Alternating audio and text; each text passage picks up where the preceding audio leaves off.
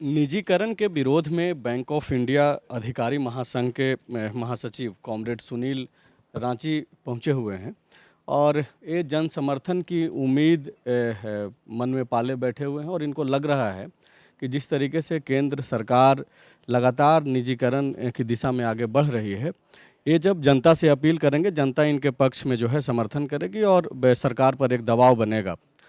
सुनील जी, क्यों आप इतना ज़्यादा उम्मीद पाले बैठे हुए?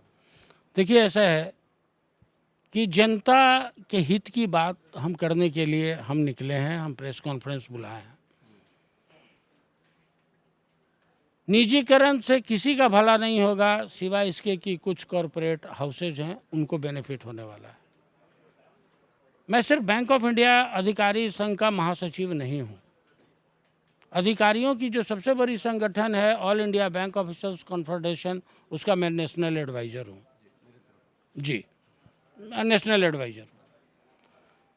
हम शुरू से बैंकों के निजीकरण का विरोध कर रहे हैं, इसलिए कि हमने वो दौर देखा है, हमको उस दौर का भान है कि जब बैंकों का निजीकरण नहीं था तो इस देश की जनता को बैंकिंग सुविधाएं नहीं मिल रही थी। इस देश के जनता का पैसा चंद घरानों में, औद्योगिक घरानों के, चूँकि उनका बैंक होता था, वो अपने लिए इस्तेमाल कर रहे थे। जब बैंकों का निजीकरण स्वर्गीय प्रधानमंत्री श्रीमती इंदिरा गांधी ने 1969 में 14 बैंकों का और फिर 1980 में 6 बैंकों का उन्होंने किया, तो पूरे राष्ट्र में इसकी सराहना हुई, पूरे विश्व में इसकी सराहना हुई और बैंकों ने वो परिणाम दिया।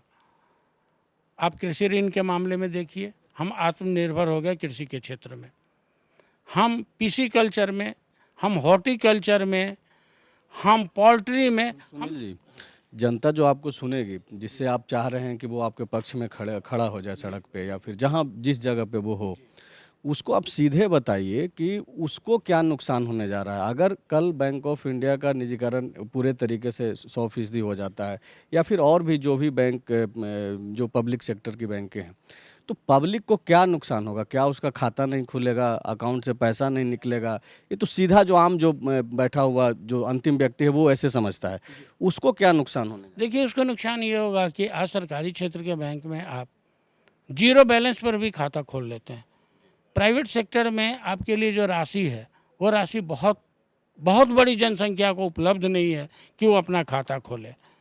दूसरी बात कि उनकी जो तमाम ज़रूरतें हैं, जैसे कि पेंशन अगर लेना हो तो सरकारी क्षेत्र के बैंक से लेंगे, प्राइवेट क्षेत्र के बैंक उनको पेंशन नहीं देंगे।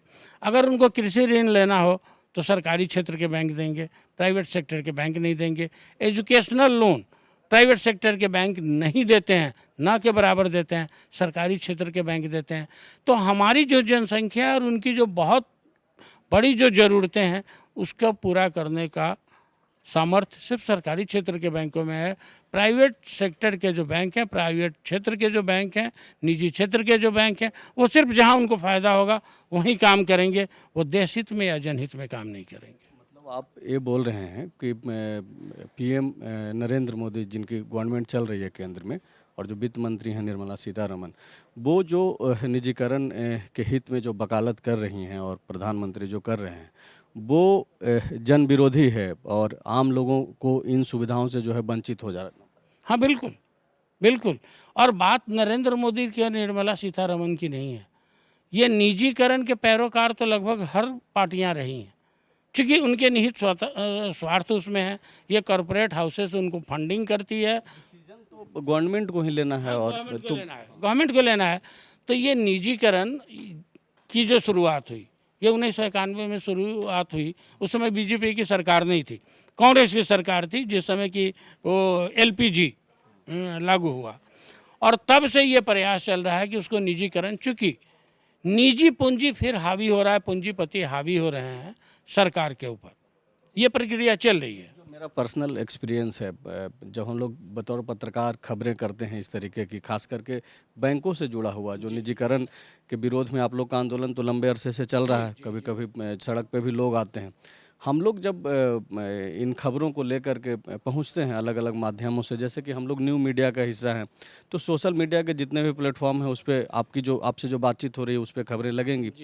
उस पे जो आम लोगों की जो प्रतिक्रियाएं आती है वो आप लोगों के फेवर में नहीं है, आप लोगों के विरोध में लोग कमेंट करते हैं। चूंकि उन सब से भी आपको समर्थन चाहिए, तो उनको आप समझाने की कैसी कोशिश? देखिए ऐसा है कि अगर हम ये जानते हैं कि विरोध करने वाले लोग कौन हैं, क्योंकि अगर हम सरकार से लड़ रहे हैं तो सरकार भी अपने समर्थन के लिए एक प्लेटफॉर्म क्रिएट करके रखती है, एक मीडिया सेल करके रखती है, पेड मीडिया सेल के लोग हैं, ट्वीट पर पैसा लेने वाले लोग हैं। हमारे पास वैसे लोग नहीं हैं, हमारे पास आपके और उनके जैसा जन समर्थन वाले लोग हैं, और लोग जन समर्थन देते भी हैं। पार्टिकुलरली आप मेरे ट्विटर हैंडल को देखिए, तो आपको देखिएगा तो आपको लगेगा कि हमको कितना ज़्यादा जन समर्थन है। आज के तारीख में मेरे जैसे अदना व्यक्ति को 18,000 से ज़्यादा फॉलोअर हो 2 साल में, तो ये कम बड़ी बात नहीं, ये कम बड़ी बात नहीं। और लोग उस बात की मजम्मत करते हैं, लोग उस बात को सुनते हैं, हमारे प्रेस और मीडिया के लोग भी उस बात को सुनते हैं।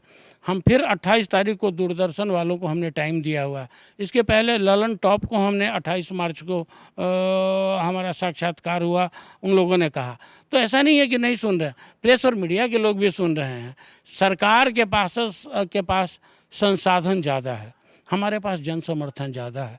इस जन समर्थन को हमको सही जगह पहुंचाने की ज़रूरत है, वही प्रयास हम कर रहे हैं। एक चीज़ जो मुझे निजी तौर पर ये लगता है कि आम लोगों को ये लगता है कि बैंक वालों को अच्छा सैलरी मिल रहा है, पेंशन भी मिलता है। 2004 से पहले जो व्यवस्थाएं थी पेंशन को लेकर के, तो वो मिल रहा है।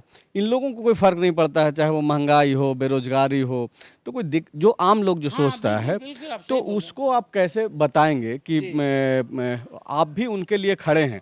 जैसा कि आपसे हमने सवाल किया, आपने बताया भी कि 28 और 29 को जो पूरा भारत बंद था 2 दिनों को लेकर के, तो वो महंगाई, बेरोजगारी जैसे मुद्दे उसमें शामिल थे।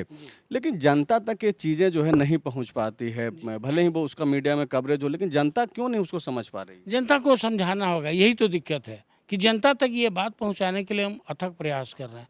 देखिए, निजीकरण का विरोध करने का एक और बड़ा कारण है आरक्षण। आरक्षण तो खत्म हो जाएगा। लगभग हमारे हर ट्वीट में हर डे देखिए, पर डे आप देखिएगा कि कहीं न कहीं बेरोजगारी, महंगाई और ये आरक्षण एक मुद्दा होता है।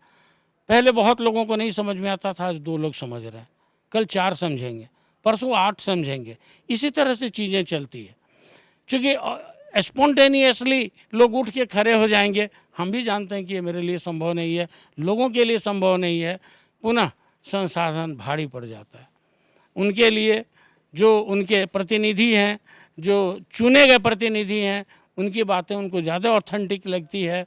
चूँकि हम उनके चुने हुए प्रतिनिधि नहीं हैं, तो हमको उन तक ये बात पहुंचाने में काफ़ी मशक्क़त करना पड़ता है, और इसलिए हम ये मशक्क़त कर रहे हैं। और इसीलिए हम हमेशा बोलते हैं कभी भी प्रेस और मीडिया के लोगों से कि आप लोगों की भूमिका बहुत बड़ी है, आप लोगों की भूमिका बहुत बड़ी है।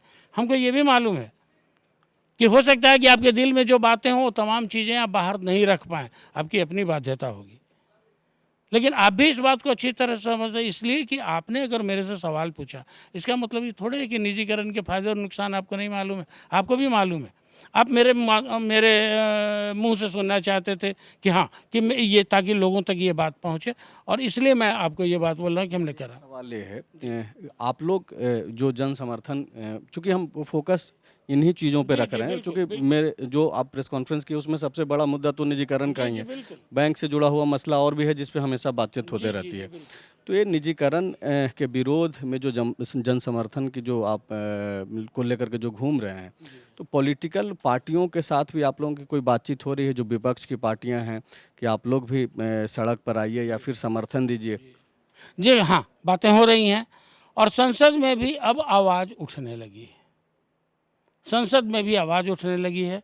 अभी हमने दिल्ली में प्रेस क्लब में हमने पॉलिटिकल पार्टीज़ के साथ किया था, उसमें कांग्रेस से अंसारी जी आए हुए थे, तृणमूल कांग्रेस के लोग थे, आप के लोग थे, तो डिफरेंट पॉलिटिकल पार्टी के लोग भी इस बात को, कम्युनिस्ट पार्टी के लोग थे, सभी लोग इन बातों को धीरे धीरे समझना शुरू किए हैं। एवं सुब्रमण्यम स्वामी, वरुण गांधी के जैसे लोग जो कि सरकार का हिस्सा हैं, सरकार में हैं, वो भी निजीकरण के विरोध में बहुत लगातार बोल रहे हैं। तो धीरे धीरे इसका असर हो रहा है। एक आखिरी सवाल मेरा है, वो झारखंड से और बैंकिंग प्रणाली से जुड़ा हुआ है।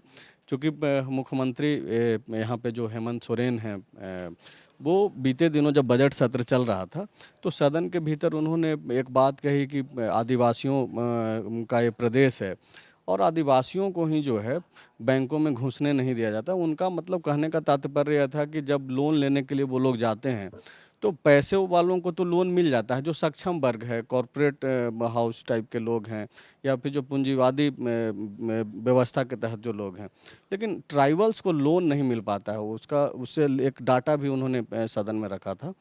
तो इन सब चीज़ों से कैसे आप मतलब आप इसको कैसे आप देखिए एक्चुअली क्या है, यहाँ एक CNT एक्ट है।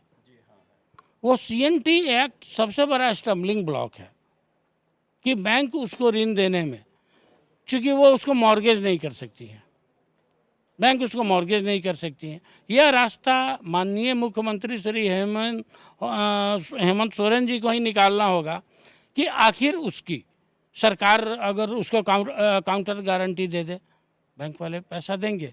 और इस दिशा में भी काम हो रहा है।